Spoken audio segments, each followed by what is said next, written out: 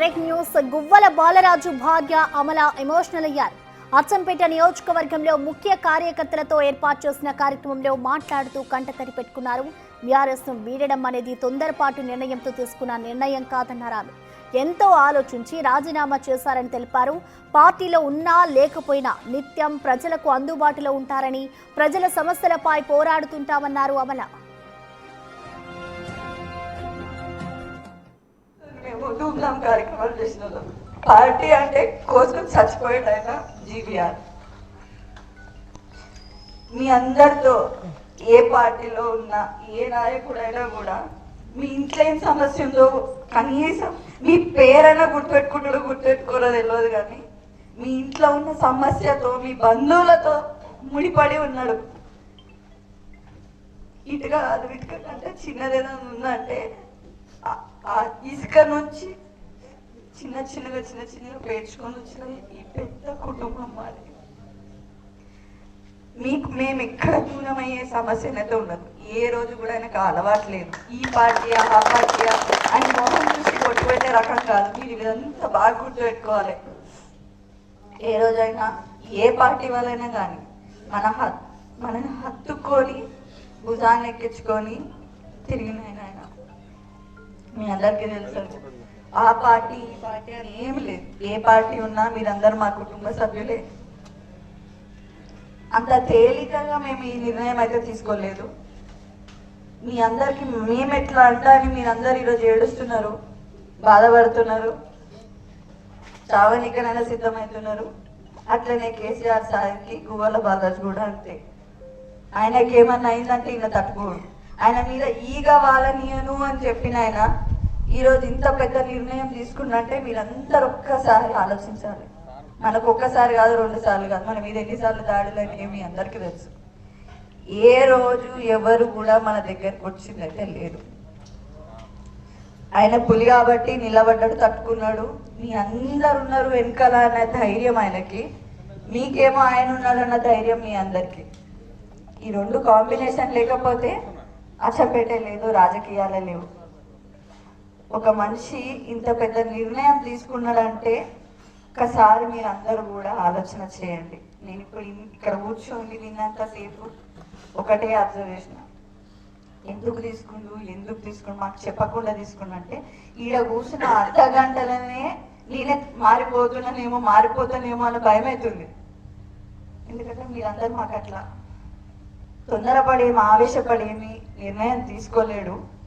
అన్ని కూలంకుశంగా కూర్చొని సంవత్సరం పాటు అందరినీ అబ్జర్వ్ చేసిన తర్వాతనే ఈ నిర్ణయానికి వచ్చిండు.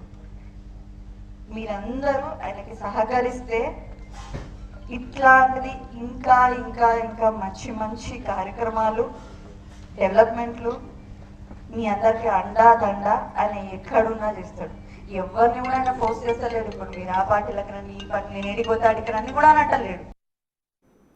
రెటిక గువ్వల బాలరాజు ఇటు బీఆర్ఎస్ పార్టీకి రాజీనామా చేసిన అనంతరం కూడా అతని భార్య స్పందించింది. ఇటు ఆలోచించే నిర్ణయం తీసుకుంటాము అంటూ కూడా అమల చెప్పుకొచ్చారు. దీనిపై పూర్తి డీటెయిల్స్ ని మా ప్రతినిధి శంకర్ అందిస్తారు. శంకర్. ఎస్ ప్రసన్న, గువ్వల బాలరాజు అచ్చంపేట మాజీ ఎమ్మెల్యే గువ్వల బాలరాజు రాజీనామా అనంతరం కూడా అతని సతీమణి గువ్వల అమల కూడా పూర్తి స్థాయిలో ఎమోషనల్ గా మాట్లాడినటువంటి స్పీచ్ ను మనం గమనించవచ్చు. నిన్న అచ్చంపేటలో ముఖ్య అనుచరుల సమావేశంలో జరిగినటువంటి సమావేశంలో మొత్తంగా తను పార్టీ నుంచి విడిపోయేటప్పుడు ఎవరికైనా ఇబ్బంది కలిగించి ఉంటే వారు క్షమించండి అంటూ నేరుగా గువ్వల బాలరాజు చెప్పడం. ఇదే క్రమంలో తనకు పూర్తిగా నిర్బంధం మధ్యలో స్వేచ్ఛను కోల్పోవడం వల్లే పార్టీకి రాజీనామా చేశారంటూ కూడా ఆయన చెప్పుకొచ్చాడు.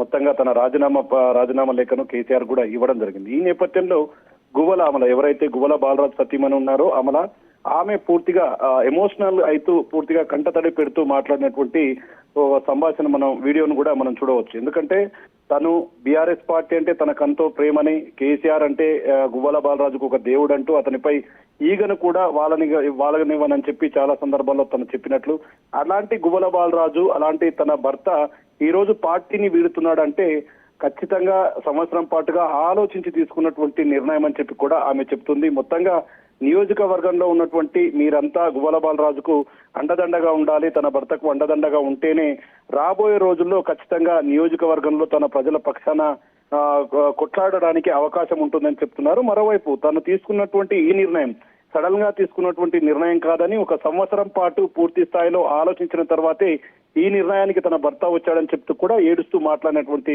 పరిస్థితులు అక్కడ కనిపిస్తున్నాయి. మొత్తంగా గతంలో చాలా సందర్భాల్లో తన భర్తపై పూర్తిగా రాజకీయ పరంగా అదేవిధంగా మానసికంగా ఎన్నో వేధింపులకు గురి చేసినా కూడా అధిష్టానం పట్టించుకోలేదని, తమ భర్తను పూర్తి స్థాయిలో ప్రతిష్టం దిగదార్చే విధంగా పార్టీ భావించడంతోనే తను ఈ నిర్ణయం తీసుకున్నాడు. కాబట్టి రాబోయే రోజుల్లో స్థానిక సంస్థల ఎన్నికలు వస్తున్నాయి. ఈ ఎన్నికల్లో తన భర్తకు పూర్తి స్థాయిగా సపోర్ట్ లో ఉండాలని చెప్తున్నారు. ఇంకో విషయం, తన భర్త పార్టీ నుంచి వచ్చిన తర్వాత వేరే ముఖ్య అనుచరులకు ఎవరికి కూడా ఫోన్ చేయడం లేదు. ఈ పార్టీలో చేరాలి, ఆ పార్టీలో చేరాలంటూ కూడా వేరే ఇతర నాయకులు ఎవరిని కూడా ఇబ్బంది పెట్టడం లేదు. పార్టీకి సంబంధించి ఏ నిర్ణయం అయినా సరే ఖచ్చితంగా అనుచరులతో తీసుకున్న తర్వాతే, తన కార్యకర్తలతో పూర్తి స్థాయి వాళ్ళతో చర్చించిన తర్వాతే పార్టీ మార్పు పైన కూడా స్పష్టత ఇస్తామని చెప్పి కూడా చెప్తున్నారు. మొత్తంగా చూస్తే మాత్రం గతంలో ఎలక్షన్ లో కూడా గువ్వల బాలరాజు వెంట ప్రచారంలో పాల్గొన్నటువంటి ఆయన సతీమణి అమల సైతం బీఆర్ఎస్ పార్టీని వీడేది లేదు, ప్రాణం ఉన్నంత వరకు ఈ పార్టీలోనే ఉండాలి అంటూ కూడా ఆమె పూర్తిగా ప్రచారంలో చాలా సందర్భాల్లో చెప్పినటువంటి పరిస్థితుల నుండి ఒక్కసారిగా పార్టీ మార్పు వ్యవహారంపై తాము చాలా బాధతో ఉన్నాము, తమకు పూర్తి స్థాయిలో స్వేచ్ఛ ఇవ్వలేదు, తమ మీద దాడులు జరుగుతున్నా కనీసం పట్టించుకోలేదు అధిష్టానం, అందుకోసమే స్వేచ్ఛ ఉన్న చోటికి మేము వెళ్ళిపోవాలనుకున్నాం, ప్రజల వైపు ఉండాల్సిన అవసరం ఎక్కడైతే ఉంటుందో ఆ పార్టీలో చేరుతామంటూ కూడా పూర్తిగా ఆమె ఎమోషనల్ గా మాట్లాడినటువంటి పరిస్థితి. ఒక్కసారిగా అక్కడికి వచ్చినటువంటి కార్యకర్తమంది కూడా ఆమె మాటలతో కొంతమంది కంటనీరు పెట్టుకున్నటువంటి సిచ్యువేషన్ అయితే మొత్తంగా అక్కడ కనిపిస్తుంది. Prasanna, thank you Shankar. మేము ధూమ్ధాం కార్యక్రమాలు చేసిన పార్టీ అంటే కోసం చచ్చిపోయాడు ఆయన జీవీఆర్. మీ అందరితో ఏ పార్టీలో ఉన్నా ఏ నాయకుడైనా కూడా మీ ఇంట్లో ఏం సమస్య ఉందో కనీసం మీ పేరైనా గుర్తుపెట్టుకోరో తెలియదు, కానీ మీ ఇంట్లో ఉన్న సమస్యతో మీ బంధువులతో ముడిపడి ఉన్నాడు. ఇటుక అది ఇటుక కంటే చిన్నదేదైనా ఉందంటే ఆ ఇసుక నుంచి చిన్న చిన్నగా పేర్చుకొని వచ్చిన ఈ పెద్ద కుటుంబం మాది. మేము ఎక్కడ దూరమయ్యే సమస్య అయితే ఉండదు. ఏ రోజు కూడా ఆయనకు అలవాటు లేదు ఈ పార్టీ ఆ పార్టీ అని మొహం చూసి కొట్టు పెట్టే రకం కాదు. మీరు ఇదంతా బాగా గుర్తుపెట్టుకోవాలి. ఏ రోజైనా ఏ పార్టీ వాళ్ళైనా కానీ మనల్ని హత్తుకొని